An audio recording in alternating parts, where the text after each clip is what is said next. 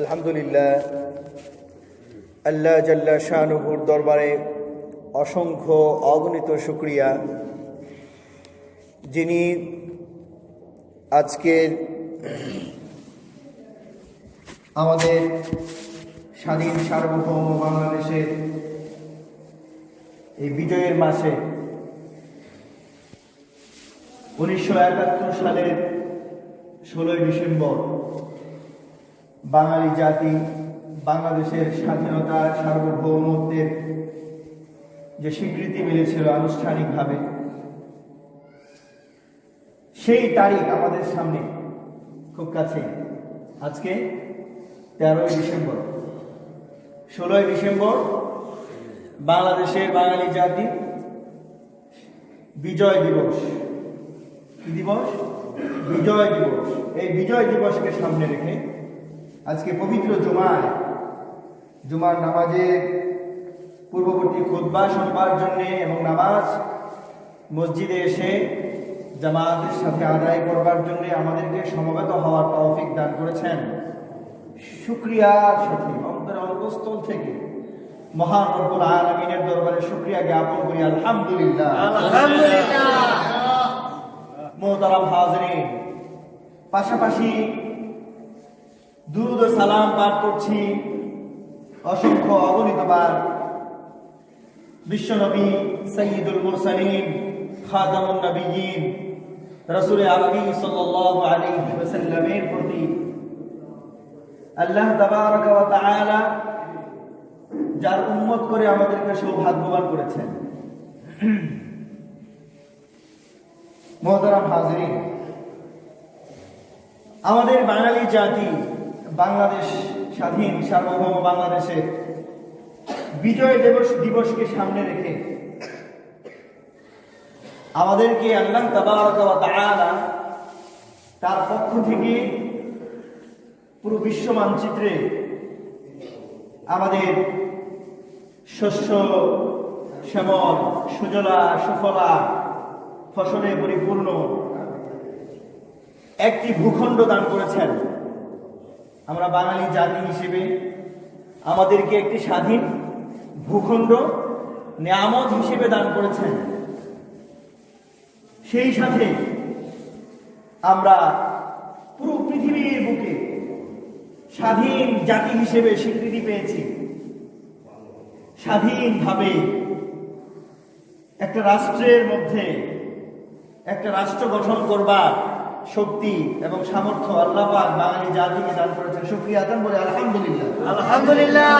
এই স্বাধীন ভূখণ্ডে আমরা মহান রব্বুল আলামিনের উপাসনা, তার দাসত্ব, তার ইবাদত স্বাধীনভাবে করতে পারছি, তারও একটি কৃতজ্ঞতা স্বরূপ শুকরিয়া আদান বলে আলহামদুলিল্লাহ, আলহামদুলিল্লাহ।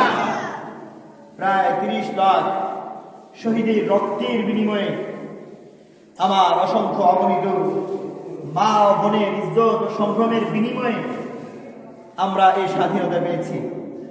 লাল সবুজের একটি পতাকা পেয়েছি। আল্লাহ তাবারাকা ওয়া তাআলার পক্ষ থেকে এই স্বাধীনতা বাঙালি জাতির জন্য একটি অনন্য এবং অন্যতম নিয়ামত। ঠিক না বেঠিক? মুহতারাম হাজিরিন, তাই এই বিজয় দিবসকে সামনে রেখে আজকে যে বিষয়ের উপর আলোচনা করব, বিজয়ের একাত্তর ও আমাদের করণীয়। 1971 সালে আমাদের দেশ কি হয়েছে? স্বাধীন হয়েছে। এই 16ই ডিসেম্বর আমাদের রাষ্ট্রীয় কি জাতীয়ভাবে বিজয় দিবস। এই দিনে আমরা বিজয় দিবস পালন করে থাকি। আল্লাহ তাবারাকা ওয়া তাআলা আমাদেরকে বিজয় দান করার শক্তি এবং সামর্থ্য দিয়েছিলেন, বিধায় আমরা পেয়েছি। মুহতারাম হাজিরিন, মানুষ সামাজিক জীব। সমাজবদ্ধ হয়ে মানুষ কি করে থাকে? জীবনযাত্রা করে থাকে। মানুষ কিন্তু বন্য প্রাণী নয়, সামাজিকভাবে তারা বেড়ে ওঠে। একটা সমাজ সংঘবদ্ধভাবে তাদের জীবনের সকল কার্যক্রম পরিচালনা করে থাকে সামাজিকভাবে। এই সংঘবদ্ধ হয়ে জীবনযাত্রা করার জন্য চাই একটি স্বাধীন ভূমি চাই, একটা স্বাধীন একটা ভূখণ্ড চাই, যে ভূখণ্ডের মাঝে কারো কোনো লোভ দৃষ্টি থাকবে না, যেই ভূখণ্ডের মাঝে কোনো নির্যাতন নিপীড়ন থাকবে না, যেই ভূখণ্ডের মাঝে কোনো বৈষম্য থাকবে না, যেই ভূখণ্ডের মাঝে সকলের অধিকার যথাযথ কি হবে আদায় করা হবে, যেই ভূখণ্ডের মাঝে নীতি ও নৈতিকতা বোধ থাকবে, এই ধরনের একটি স্বাধীন ভূখণ্ড চাই।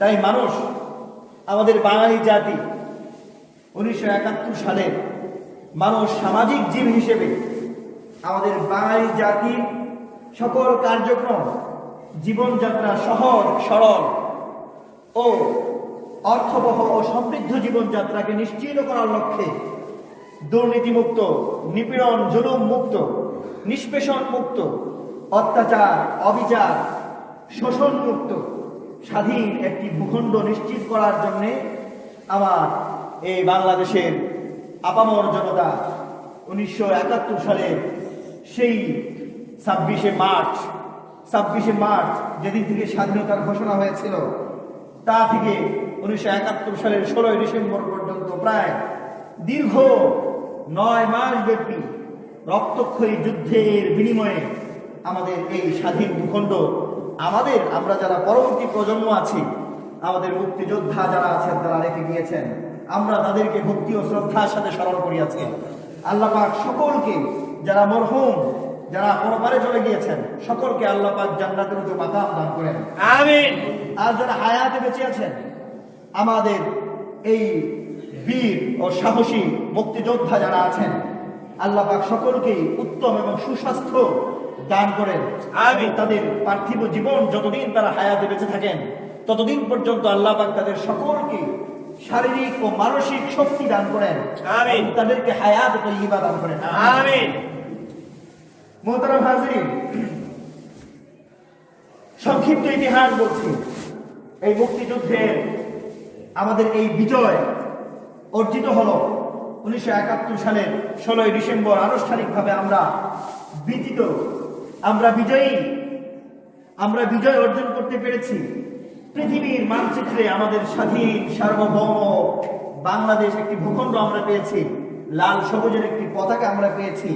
এর যে স্বীকৃতি মিলল, কিভাবে এর প্রেক্ষাপটটা তৈরি হলো, সংক্ষিপ্তভাবে আমি ইতিহাস থেকে কিছু কথা তুলে ধরবার চেষ্টা করছি। মোহতারাম হাজরিন, আমরা জানি প্রাচীন কাল থেকে, প্রাচীন যুগ, মধ্যযুগ, আধুনিক যুগ, এভাবে বাংলাদেশ, এই বাংলা ভূখণ্ড শাসিত হয়েছে। এখানে কিছু শ্রেণী ছিল যারা শাসন করেছেন, আর কিছু সংখ্যক ছিল যারা শাসিত হয়েছে, যারা প্রজা শ্রেণীর ছিল, জনতা ছিল। আমরা দেখতে পাই বিশেষ করে 1971 সালের এই স্বাধীনতা এবং মুক্তি সংগ্রাম যে এটা তৈরি হয়েছে, এই প্রেক্ষাপট তৈরি হয়েছে, এই প্রেক্ষাপট তৈরি হওয়ার এটার যুগান্তকারী, এটার একটা সংঘবদ্ধতা, এটার একটা সুন্দর শৃঙ্খলা তৈরি হয়েছে কবে থেকে আমরা দেখতে পাই। যখন 47 দেশ ভাগ হয়ে যায়, টু নেশনস থিওরি, দ্বিজাতি তত্ত্বের ভিত্তিতে দেশ ভাগ হয়ে যায়, হিন্দু এবং মুসলিম জাতিকে কেন্দ্র করে ভারত এবং পাকিস্তান দেশ ভাগ হয়ে যায়। দেশ ভাগ হয়ে যাওয়ার পর পাকিস্তান, আমরা ছিলাম পূর্ব পাকিস্তান হিসেবে আমাদের এখানে যে জনসাধারণ এবং রাষ্ট্রপক্ষ, সরকার পক্ষ, যারা শাসক শ্রেণী ছিলেন, তারা দেশের মানুষের অধিকার এবং মানুষের মৌলিক সকল অধিকারগুলোকে বাস্তবায়ন করার ক্ষেত্রে গিয়ে যে ত্রুটি বিচ্যুতি হয়েছে আমরা এখানে দেখতে পাই। 47 দেশ ভাগের পর থেকে পাকিস্তানের যারা সামরিক বাহিনী ছিলেন, সামরিক যারা শাসক ছিলেন, তারা বারবার বাঙালি জাতির সাথে চরম বৈষম্যমূলক আচরণ করেছে। কিভাবে দেখেন, 52 ভাষা আন্দোলনের কথা আমরা কেউ ভুলে যাই। 52 ভাষা আন্দোলন ইতিহাসে বলা হয়ে থাকে, যদি কোনো একটা গোষ্ঠীকে, কোনো একটি দলকে বা কোনো একটি জাতিকে পরাজিত এবং পরাভূত করতে হয়, তাহলে তাদের ভাষাটাকে কেড়ে নেওয়া, তাহলে তাদের ভাষাটাকে কেড়ে না। আমাদের বাঙালি জাতির ভাষা বাংলা ভাষা, আমাদের মাতৃভাষা বাংলা ভাষা। এই বাংলা ভাষাকে কেড়ে নেওয়ার একটি ষড়যন্ত্রহীন ষড়যন্ত্র চক্রান্ত হয়েছিল, কিন্তু বাংলার সচেতন এবং আপামর জনতা, যারা অভিজাত শ্রেণী এবং সচেতন মহল ছিলেন, তারা এর বিরুদ্ধে প্রতিরোধ গড়ে তুলে বাংলা ভাষাকে আমাদের মাতৃভাষা হিসেবে টিকিয়ে রাখতে কি হয়েছিলেন, সক্ষম হয়েছিলেন। এর একটি মূলত বাঙালি জাতি এই বাংলা ভাষাকে কেন্দ্র করে ভাষা আন্দোলন, এই ভাষা আন্দোলনের মধ্য দিয়ে পুরো বাঙালি জাতির মাঝে একটি চেতনা তৈরি হয়েছে। আমরা একটি জাতি, এতটুকু চেতনা তৈরি হয়েছে এই ভাষাকে কেন্দ্র করে। এই ভাষাকে সংরক্ষণ করতে হবে। এই ভাষাকে ঘিরে বাঙালি জাতির মাঝে একটি যে চেতনা এবং একতা এবং ঐক্যবদ্ধ হতে পেরেছে। এরপর দেখা যায় পাক সামরিক জান্তা বাহিনী তারা বাঙালি জাতির এই সংঘবদ্ধ আন্দোলনকে নস্যাৎ করে দেওয়ার জন্য আরো বিভিন্ন সময় বিভিন্ন পদক্ষেপ এবং কর্মসূচি হাতে নিয়েছে। এরপর আমরা দেখতে পাই 52 ভাষা আন্দোলনের পর 62তে গিয়ে শিক্ষা আন্দোলন ছিল একটি। বাঙালি জাতি তাদের মৌলিক অধিকারকে ফিরে পাওয়ার জন্য কি করেছে?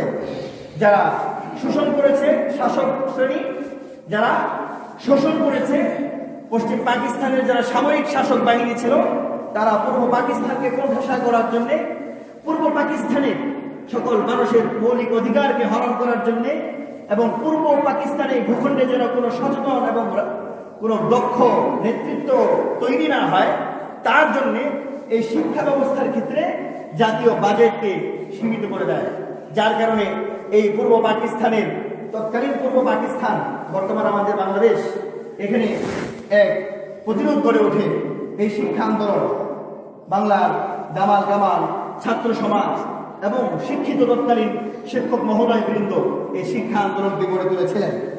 এরপর দেখতে পাই আমরা 66তে 6 দফা আন্দোলন, এরপর 69-এর গণ অভ্যুত্থান, 70-এর নির্বাচন পেরিয়ে যখন রাজনৈতিকভাবে পশ্চিম পাকিস্তানের সামরিক শাসকরা সুন্দর সুষ্ঠুভাবে রাজনৈতিকভাবে আমাদের বাংলাদেশের যারা নেতৃত্বে ছিলেন তাদের কাছে ক্ষমতা বুঝিয়ে দিতে তারা ব্যর্থ হয়েছে এবং তারা অস্বীকৃতি জানিয়েছে, তখনই 71-এর কি হয়? মুক্তি সংগ্রাম অনুষ্ঠিত হয়। এই ছিল আমাদের পুরো স্বাধীন বাংলাদেশের 71-এর মুক্তি সংগ্রামের সংক্ষিপ্ত ইতিহাস। আল্লাহ তাবারাক ওয়া তাআলা বাঙালি জাতিকে, আমরা যারা বাঙালি জাতি আছি, আমাদেরকে 1971 সালের এই 16 ডিসেম্বর আনুষ্ঠানিকভাবে স্বাধীন জাতি হিসেবে স্বীকৃতি পাওয়ার শক্তি এবং সামর্থ্য দান করেছেন। শুকরিয়া আদায় করে আলহামদুলিল্লাহ। বাঙালি জাতি এখানে প্রতিরোধ গড়ে তুলেছে। বাঙালি জাতির এই প্রতিরোধ, বাঙালি জাতির এই সংগ্রাম, বাঙালি জাতির এই আন্দোলন, এই মুভমেন্ট কার বিরুদ্ধে ছিল, কেন ছিল? সংক্ষিপ্তভাবে বলছি, 1971 সালের স্বাধীনতা সংগ্রাম ছিল মূলত জালিমের বিরুদ্ধে। বাঙালি জাতি তখন কি ছিল? মাজলুম। বাঙালি জাতি তখন মাজলুম ছিল। বাঙালি জাতি সকল দিক থেকে মাজলুম ছিল। পাকিস্তানের সামরিক যারা বাহিনী ছিলেন তারা জালিমের ভূমিকায় অবতীর্ণ হয়েছিলেন। ইতিহাস অস্বীকার করার প্রয়োজন নেই। ইতিহাস সাক্ষী, ইতিহাস কথা বলে। ইতিহাসকে যত চেপে রাখা হোক না কেন, ইতিহাস কি করে? তার যা সময় মতো কথা বলে। বাঙালি জাতি পাকিস্তান সামরিক বাহিনীর বিরুদ্ধে, তাদের গৃহীত কর্মসূচিগুলোর বিরুদ্ধে প্রতিরোধ গড়ে তুলেছিল। তার মধ্যে অন্যতম একটি কারণ ছিল বৈষম্য ছিল। বৈষম্যমূলক আচরণ করেছে পাক সামরিক বাহিনী। কোন ক্ষেত্রে বৈষম্য? প্রশাসনিক ক্ষেত্রে বৈষম্য। প্রশাসনিক ক্ষেত্রে যে জনবল নিয়োগ দেওয়া হতো, সেখানে বাঙালি জাতি এই পূর্ব পাকিস্তানের লোকদেরকে খুব সীমিত পরিমাণ নিয়োগ দেওয়া হতো এবং কঠোর দমন নীতি গ্রহণ করেছিল পাক সামরিক বাহিনী। প্রতিরক্ষার ক্ষেত্রে বৈষম্য নীতি ছিল, অর্থনৈতিক ক্ষেত্রে বৈষম্য নীতি গ্রহণ করেছিল, সামাজিক ক্ষেত্রে বৈষম্য ছিল, শিক্ষা ক্ষেত্রেও বৈষম্য ছিল। একটি জাতি গঠন করার জন্য, সমৃদ্ধ এবং অর্থবহ একটি জাতিকে ধীরে ধীরে গড়ে তোলবার জন্য এবং উন্নয়ন সাধনের জন্য যে সমস্ত মৌলিক বিষয়গুলো সকল ক্ষেত্রে পাক সামরিক বাহিনী বাঙালি জাতির সাথে বৈষম্যমূলক কি করেছে, আচরণ করেছে। যার কারণে মানুষ পূর্ব পাকিস্তানের আপামর জনতা তাদের মৌলিক অধিকারকে ফিরিয়ে পাওয়ার জন্য তারা প্রতিরোধ এবং সংগ্রাম করে তুলেছিল। কবিতার ভাষায় বলেন, ইদা ইয়াইসাল ইনসানু ক্বালা লিসানুহু কাসিন্নুরিন মাগলুবিন ইয়াসুলু আলাল কালিবি। যখন মানুষ নিরাশ হয়ে যায়, যখন মানুষ কোণঠাসা হয়ে যায়, অত্যাচার এবং নিপীড়নের যখন মাত্রা চূড়ান্ত হয়ে যায়, মানুষ যখন পুরো নিরাশ হয়ে যায়, তখন মানুষের জবান দীর্ঘায়িত হয়ে যায়, তখন মানুষ উচ্চ ভাষায় কথা বলে, তখন মানুষ সচেতন হয়ে দাঁড়ায়, তখন মানুষ নিজের অধিকারকে ফিরে পাবার জন্য, সুষ্ঠু স্বাভাবিকভাবে জীবনযাত্রা করবার জন্য, নিজের জীবনের নিরাপত্তা নিশ্চিত করার জন্য আন্দোলন ও সংগ্রামের পথকে বেছে নেয়। ঠিক না বেশি? ঠিক এই প্রয়োজনকে পূরণ করার জন্য বাঙালি জাতি তাদের স্বাধীন সার্বভৌম একটি ভূখণ্ড নিশ্চিত করার জন্য, নিজেদের অধিকার মৌলিক অধিকারকে ফিরে পাওয়ার জন্য, তারা অর্থনৈতিকভাবে তাদের সকল যথাযথ অধিকার পাওয়ার জন্য স্বাধিকার আন্দোলন করেছে। স্বাধিকার আন্দোলন করেছে।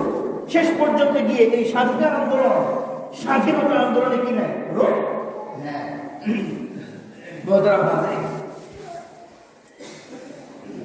বাঙালি জাতি যখন সকল দিক থেকে এভাবে নির্যাতনের শিকার, নিপীড়নের শিকার, বৈষম্যের শিকার, জুলুম এবং নির্যাতনের শিকার, তাদের ভাষাকে কেড়ে নেওয়ার একটা ষড়যন্ত্র চলছে, তাদের সাথে সকল দিক থেকে বৈষম্যমূলক আচরণ করা হচ্ছে, তখন বাঙালি জাতি নিজেদেরকে এবং নিজেদের জাতীয় মর্যাদা এবং মানবিক মর্যাদাকে টেকসই করার জন্য, নিশ্চিত করার জন্য তারা আন্দোলনের পথকে বেছে নেয়। মোহতারাম হাজরিন, 1971 সালে বিজয় ও স্বাধীনতা সংগ্রাম সম্পর্কে আমাদের ইসলাম কি বলে? আমাদের ইসলাম ধর্ম এই ক্ষেত্রে কি বলে? ইসলাম এই ক্ষেত্রে কিছু বলে তো? বলে না? ইসলাম এই ক্ষেত্রে কিছু বলে, আমরা জানবো। মোহতারাম হাজরিন, ইসলামের স্বদেশ প্রেম, দেশপ্রেম ও মাতৃভূমির প্রতি ভালোবাসা ক্ষেত্রে অনেক গুরুত্ব প্রদান করেছে। মাতৃভাষার প্রতি, মাতৃভূমির প্রতি এবং দেশপ্রেমের প্রতি ইসলাম কি করেছে? অনেক গুরুত্ব প্রদান করেছে। রাসূল আরবি সাল্লাল্লাহু আলাইহি ওয়াসাল্লাম যখন মক্কা ভূমিতে দীর্ঘদিন ইসলামের দাওয়াত দিতে গিয়ে মুশরিক কাফেরদের দ্বারা নির্যাতিত নিপীড়িত হচ্ছিলেন, তখন তিনি আল্লাহ তাবারক ওয়া তাআলার নির্দেশক্রমে মক্কা থেকে কি করেছিলেন? মদিনায় হিজরত করেছিলেন। নবী আরবি বিশ্বনবী রাসূলুল্লাহ সাল্লাল্লাহু আলাইহি ওয়াসাল্লাম হিজরত করছেন কোত্থেকে কোথায়? মক্কা থেকে মদিনা। মক্কা থেকে মদিনায় তিনি হিজরত করছেন। মক্কা থেকে মদিনায় যখন হিজরত করছেন, নবী আরবি সাল্লাল্লাহু আলাইহি ওয়াসাল্লাম মক্কা ছেড়ে যাওয়ার সময় মাতৃভূমি, পিতৃভূমি, জন্মভূমি মক্কা ছেড়ে যখন তিনি হিজরত করে মদিনার দিকে রওনা হয়ে গেলেন, নবী আরবি সাল্লাল্লাহু আলাইহি ওয়াসাল্লাম তাফসীরে কুরতুবী, পবিত্র কালামে পাকের অন্যতম একটি প্রসিদ্ধ তাফসীর গ্রন্থ তাফসীরে কুরতুবীর মধ্যে তিনি লেখেন, নবী আরবি সাল্লাল্লাহু আলাইহি ওয়াসাল্লাম বারবার পেছন ফিরে তাকান, মাতৃভূমির দিকে তাকান, আর চোখ দিয়ে ঝরঝর করে পানি পড়ছিল, অঝরে পানি পড়ছিল। কিসের কারণে? কিসের টানে? মাতৃভূমির প্রতি ভক্তি এবং শ্রদ্ধা, ভালোবাসা, স্বদেশ প্রেম। মাতৃভূমির প্রতি একটা মানুষের কি থাকে? টান থাকে। সে মাতৃভূমির টানে রাসূল আরবি সাল্লাল্লাহু আলাইহি ওয়াসাল্লামের চোখ দিয়ে অঝরে কি পড়ছিল? পানি পড়ছিল। কিসের জন্য? মাতৃভূমির ভালোবাসা, মাতৃভূমির প্রেমে, টানে। রাসূল আরবি সাল্লাল্লাহু আলাইহি ওয়াসাল্লাম তার সাহাবায়ে কেরামদেরকে নিয়ে মক্কা থেকে মদিনায় হিজরত করলেন। মদিনায় হিজরত করার পর আবু বকর সিদ্দিক রাদিয়াল্লাহু তাআলা আনহু এবং বেলাল রাদিয়াল্লাহু তাআলা আনহু সেখানে মারাত্মকভাবে জ্বরাক্রান্ত হয়ে গেলেন। জ্বরাক্রান্ত হওয়ার পর আবু বকর সিদ্দিক রাদিয়াল্লাহু তাআলা আনহু, বেলাল রাদিয়াল্লাহু তাআলা আনহু এই অসুস্থ অবস্থায় তাদের মাতৃভূমির কথা মনে পড়ছিল, মাতৃভূমির কথা মনে পড়ছিল। তখন আবু বকর সিদ্দিক রাদিয়াল্লাহু তাআলা আনহু, বেলাল রাদিয়াল্লাহু তাআলা আনহু নিজের অজান্তেই কবিতা আবৃত্তি করছিলেন, মাতৃভূমির প্রতি ভক্তি ও শ্রদ্ধা মিশ্রিত। তখন রাসূলুল্লাহ সাল্লাল্লাহু আলাইহি ওয়াসাল্লাম প্রেক্ষাপট দেখলেন যে খুব করুণ অবস্থা, সাহাবায়ে কেরামদের মাঝে মাতৃভূমির প্রতি ভক্তি ও ভালোবাসা জেগে উঠেছে, মাতৃভূমির কথা কেউ বলতে পারছে না। তখন আল্লাহ তাবারক ওয়া তাআলা সাহাবায়ে কেরামদেরকে শুনিয়ে শুনিয়ে উচ্চ স্বরে দোয়া করলেন, ইয়া রাব্বাল আলামিন, আপনি আমার সাহাবায়ে কেরাম এবং আমাদের হৃদয়ের মাঝে মক্কাকে আমরা যেভাবে ভালোবাসি, মক্কাকে মাতৃভূমি হিসেবে, পিতৃভূমি হিসেবে, জন্মভূমি হিসেবে আমরা যেভাবে ভালোবাসি, ঠিক সেভাবে মদিনার ভালোবাসাও তুমি আমাদের হৃদয়ের মাঝে ঢেলে দাও। আল্লাহ তাবারক ওয়া তাআলা রাসূল আরবি সাল্লাল্লাহু আলাইহি ওয়াসাল্লামের এই দোয়াকে কবুল করে নিয়ে সাহাবায়ে কেরামদের মাঝে মদিনার ভালোবাসা ওকে ঢেলে দিলেন। সুবহানাল্লাহ। মাতৃভূমি জন্মভূমির প্রতি ভালোবাসা ও প্রেম, স্বদেশ প্রেম, এটা ছিল সাহাবায়ে কেরামদের মাঝে রাসূল আরবি সাল্লাল্লাহু আলাইহি ওয়াসাল্লামের মাঝে। রাসূল যখন মদিনা থেকে কোথাও চলে যেতেন যুদ্ধ এবং সংগ্রাম পরিচালনা করার জন্য, তখন বিভিন্ন রাষ্ট্রীয় কাজে বা প্রয়োজনে বাহিরে যেতেন। যখন তিনি মদিনায় আবার ফিরতেন, উহুদ পাহাড়টা যখন দেখা যেত, রাসূল তখন বলতেন, এই উহুদ পাহাড়কে আমরা ভালোবাসি, এই উহুদ পাহাড় আমাদেরকেও কি করে ভালোবাসে। একজন বাঙালি জাতি হিসেবে বাংলা ভূখণ্ডের প্রতি প্রেম, ভালোবাসা, ভক্তি ও শ্রদ্ধা আমাদের থাকা প্রত্যেকের নৈতিক দায়িত্ব ও কর্তব্য।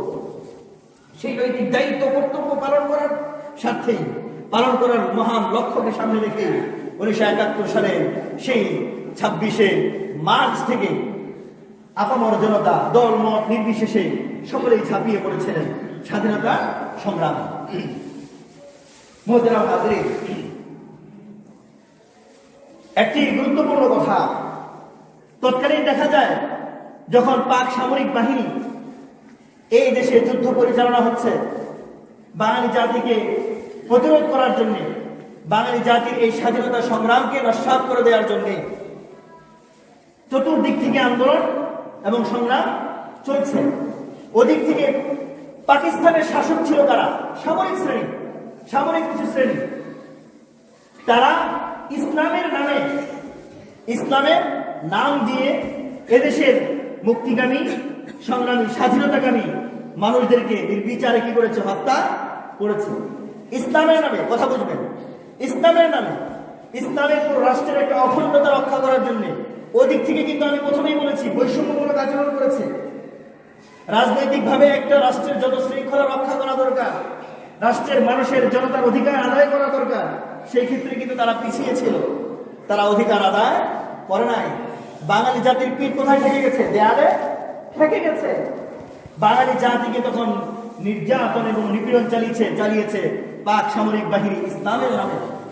ইসলামের নামে তাকে হত্যা করেছে, নারী নির্যাতন করেছে, খুন হয়েছে, ধর্ষণ হয়েছে, জুলুম, নিপীড়ন এবং নির্যাতনের যত দিক হয়েছে, অনেক মাত্রাতিরিক্ত জুলুম এবং নির্যাতন হয়েছে। কিন্তু ইসলাম কিন্তু এই কথা তাদের এই কথার সাথে, তাদের এই নীতির সাথে একমত নয়। পবিত্র কোরআন ঘোষণা করছে সূরা শূরা 25 নম্বর পারায়, ইন্নামাস সাবিলু আলাল্লাযীনা ইয়াযলিমুনা আন-নাসা ওয়া ইয়াবগুনা ফিল আরদি বিগাইরিল হক উলাইকা লাহুম আযাবুন আলীম। পবিত্র কোরআন সূরা শূরা ঘোষণা করছে ইন্নামাস সাবিল, আল্লাহ পাক কি জুলুমের পক্ষে না বিপক্ষে? জুলুমের বিপক্ষে। আল্লাহ পাক জালেমের বিপক্ষে, মাজলুমের পক্ষে। ইসলাম সবসময় মাজলুমের পক্ষে, যে দুর্বল তার পক্ষে, যে অসহায় তার পক্ষে। অসহায়ের পাশে দাঁড়ায় কে? ইসলাম। মাজলুমের পক্ষে দাঁড়ায় কে? ইসলাম। পাক সামরিক বাহিনী তখন জালেমের ভূমিকা অবতীর্ণ হয়েছিল, মানুষের মৌলিক অধিকারগুলোকে কেড়ে নিচ্ছিল, মানুষের অন্ন, বস্ত্র, বাসস্থান, শিক্ষা, চিকিৎসা, সকল মৌলিক অধিকারগুলোকে কেড়ে নিচ্ছিল সকল দিক থেকে। ভাষাটা পর্যন্ত কেড়ে নেওয়ার ষড়যন্ত্র তারা করেছিল। তারা জুলুম, তারা জালেম। আল্লাহ পাক ঘোষণা করছেন ইন্নামাস সাবিল, নিশ্চয় আল্লাহ পাক ব্যবস্থা গ্রহণ করে রেখেছেন, তিনি ব্যবস্থা নিয়ে রেখেছেন তার বিরুদ্ধে। আলাল্লাযীনা ইয়াযলিমুনা আন-নাসা বিগাইরিল হক, যারা অন্যায়ভাবে মানুষের উপর জুলুম নির্যাতন চালায়, যারা মানুষের উপর নির্যাতনের স্টিম রোলার চালায়, যারা মানুষের মৌলিক অধিকারগুলোকে কেড়ে নেয়, যারা মানুষের জীবনের নিরাপত্তাকে কেড়ে নেয়, যারা মানুষের মুখের ভাষাগুলোকে কেড়ে নিতে চায়, যারা মানুষের স্বাধীনভাবে বাঁচবার অধিকারটুকু কেড়ে নিতে চায়, যারা মানুষের মুখের খাবার কেড়ে নিতে চায়, এভাবে যারা জুলুম করে, বৈষম্যমূলক আচরণ করে, নির্যাতন নিপীড়ন করে, খুন ধর্ষণ রাহাজানি করে থাকে, আল্লাহ তাবারক ওয়া তাআলা এই জুলুম বা শ্রেণীর বিরুদ্ধে ব্যবস্থা গ্রহণ করে রেখেছে। কে গ্রহণ করে রেখেছেন? আল্লাহ। পবিত্র কোরআনের কথা।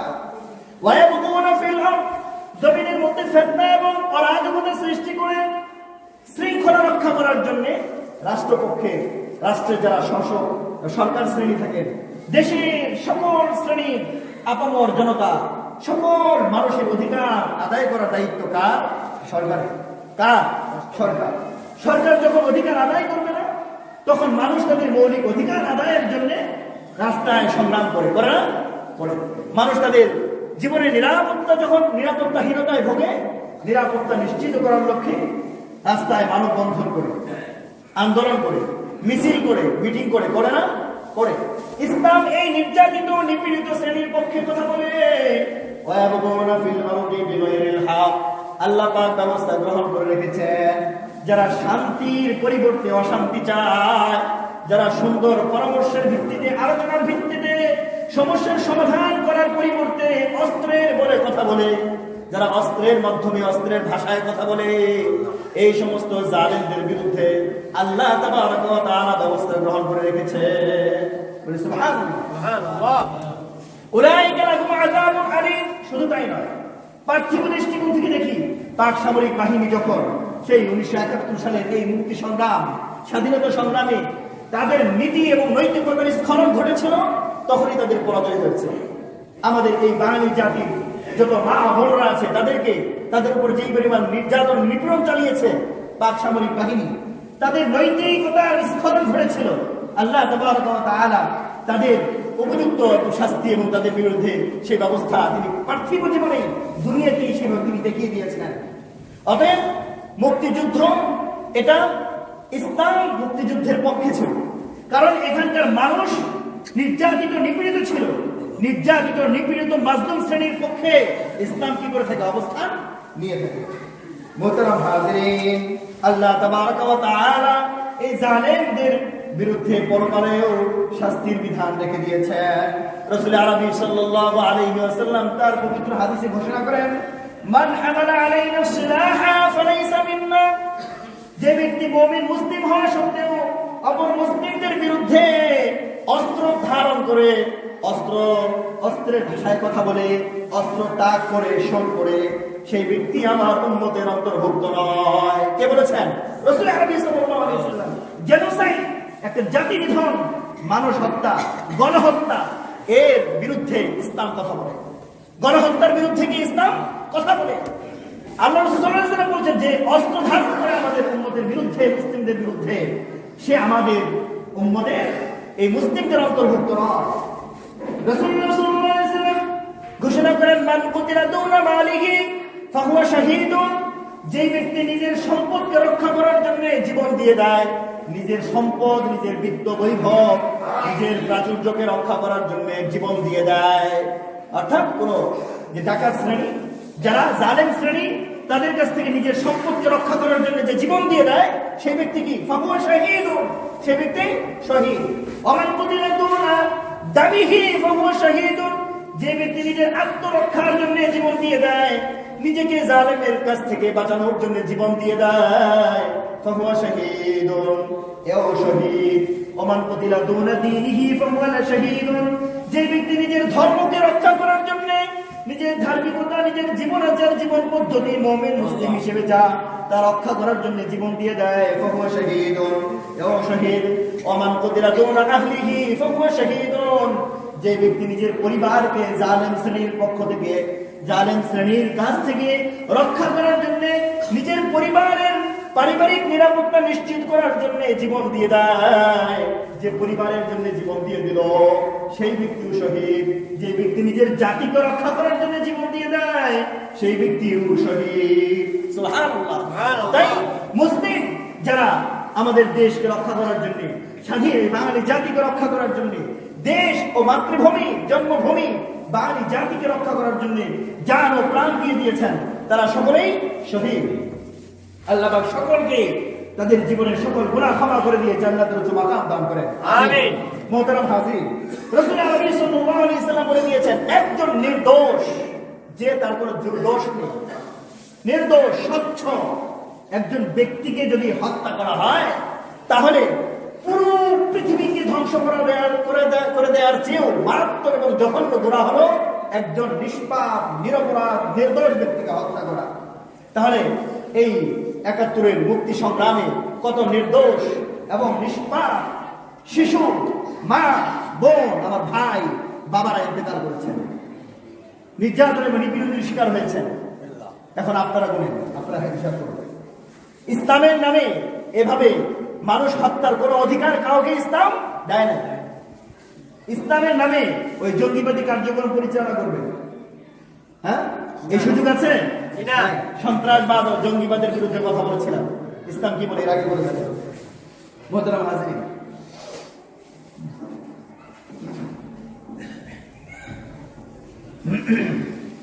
মুহতারাম হাজিরিন, আমাদের দেশে স্বাধীনতা সংগ্রাম হয়েছিল বৈষম্যহীন, সাম্য এবং সুষম বন্টিত হয় সবকিছু, এরকম একটি রাষ্ট্র গঠনের জন্য সংগ্রাম হয়েছিল, হয়নি? হয়েছে। কিন্তু আমাদের দেশে বর্তমান মুক্তি সংগ্রাম যে জন্য হয়েছিল, যেই উদ্দেশ্য এবং অধিকারগুলোকে আদায়ের জন্য মুক্তি সংগ্রাম হয়েছিল, সেগুলোর ক্ষেত্রে এখনো আমাদের ভিতরে, আমাদের দেশের মধ্যে শিথিলতা দেখা যায়। আমাদের দেশে এখনো বৈষম্যমূলক আচরণ হয় না? হয়। বৈষম্যমূলক আচরণ হয়। এই বৈষম্য রয়ে গেছে, স্বাধীনতার ৪৯ বছর প্রায় অতিক্রান্ত হয়ে গিয়েছে, তারপরও বাঙালি জাতির মাঝে বৈষম্যমূলক আচরণ রয়ে গিয়েছে। দুর্নীতির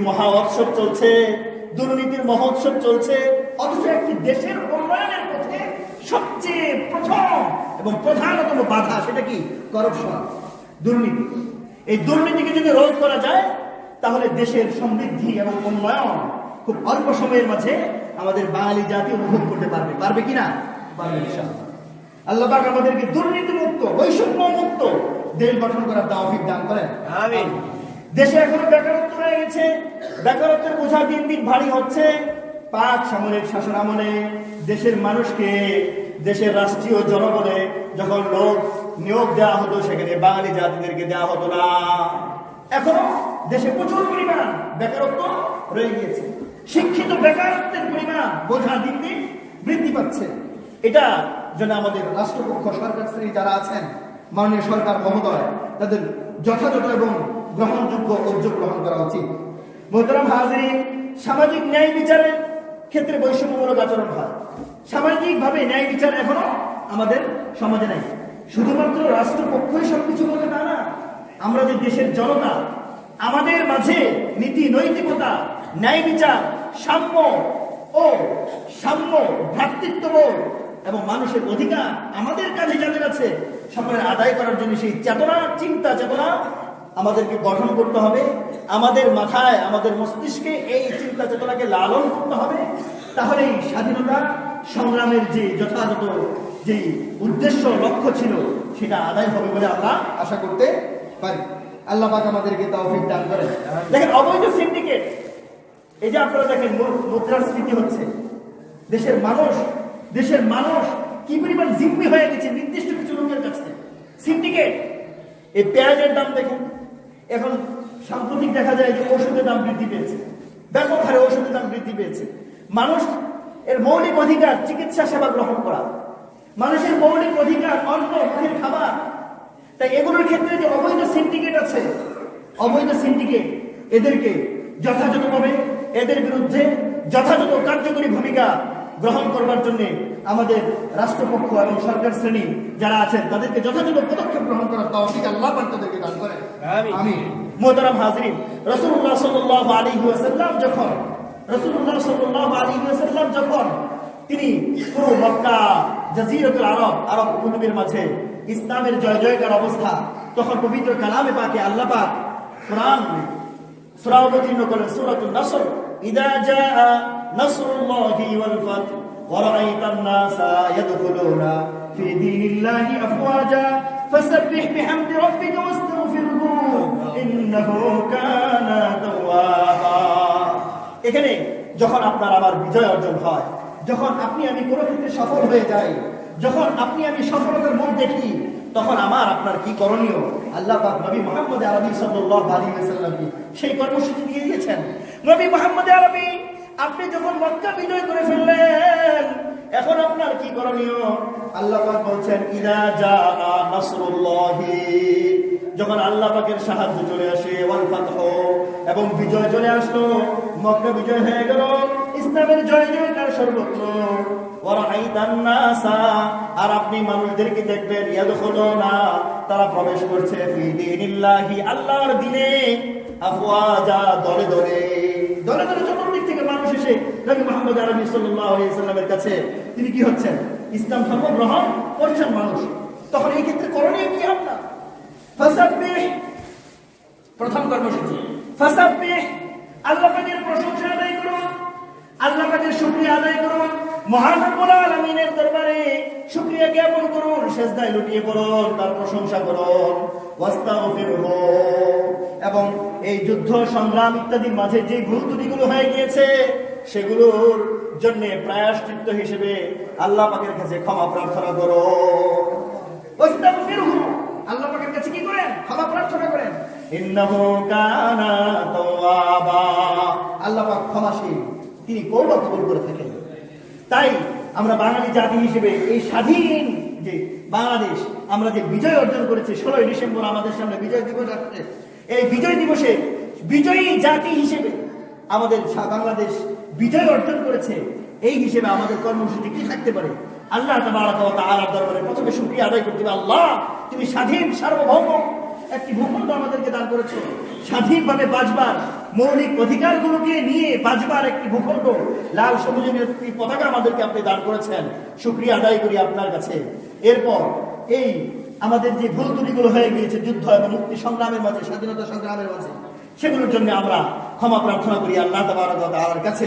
আর স্বাধীনতার এই 49 বছরের এই ব্যবধানে এখনো পর্যন্ত স্বাধীনতা সংগ্রামের যে মূল লক্ষ্য উদ্দেশ্য ছিল, যে উদ্দেশ্যগুলোকে আমরা এখনো বাস্তবায়ন করতে পারিনি, মানুষের দৌড় গোড়া এখনো মৌলিক অধিকারগুলো পৌঁছেনি সর্বত্র, এখনো রোডলেস পথ শিশু অনেক আছে, তাদের কাছে এখনো শিক্ষার ছোঁয়া আমরা পৌঁছে দিতে পারিনি, এখনো ডাস্টবিনে একই সাথে দেখা যায় কুকুর আর মানুষ খাবার নিয়ে কারাগারি করতে থাকে, মৌলিক অধিকার আমরা আদায় করতে পারিনি।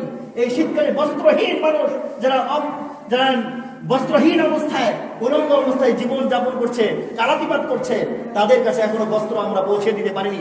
এখনো চিকিৎসা সেবার বাহিরে যে সমস্ত জনসমাজ রয়ে গিয়েছে, তাদের কাছে আমরা সেই অধিকার আদায় পৌঁছে দিতে পারিনি। এই সব কিছু মিলে মহান রব্বুল আলামিনের দরবারে আমরা ক্ষমা প্রার্থনা করি। আল্লাহ, আমাদের দেশের প্রত্যেকটি জনতার কাছে সকলের অধিকার আমরা যেন যথাযথভাবে আদায় করে দিতে পারি, সেই জন্য আমাদেরকে শক্তি ও সামর্থ্য দান করেন, সর্বোপরি আমাদেরকে ক্ষমা করে দেন। আল্লাহ পাক আমাদের সবাইকে সামনে আমাদের বিজয় দিবস 16ই ডিসেম্বর, এই বিজয় দিবসে আল্লাহ পাকের প্রশংসা এবং নিজেদের কৃতকর্মের যাবতীয় কৃতকর্ম যেগুলো আল্লাহ পাক অপছন্দ করেন, সেগুলোর জন্য ক্ষমা প্রার্থনা করার তৌফিক দান করেন। ওয়া আখিরু দাওয়ানা আলহামদুলিল্লাহি রাব্বিল আলামিন। মুহতারাম হাজিরিন, পবিত্র জুমার দিন আমরা মসজিদের জন্য অনুদান দিয়ে থাকি। আলহামদুলিল্লাহ, আপনাদের কাছে অনেক শুকরিয়া। প্রতি জুমায় আপনারা আপনাদের যার যার সাধ্যানুযায়ী সামর্থ্য, আলহামদুলিল্লাহ, আল্লাহ জাল্লা শানুহুর দরবারে অসংখ্য অগণিত শুকরিয়া, যিনি আজকের আমাদের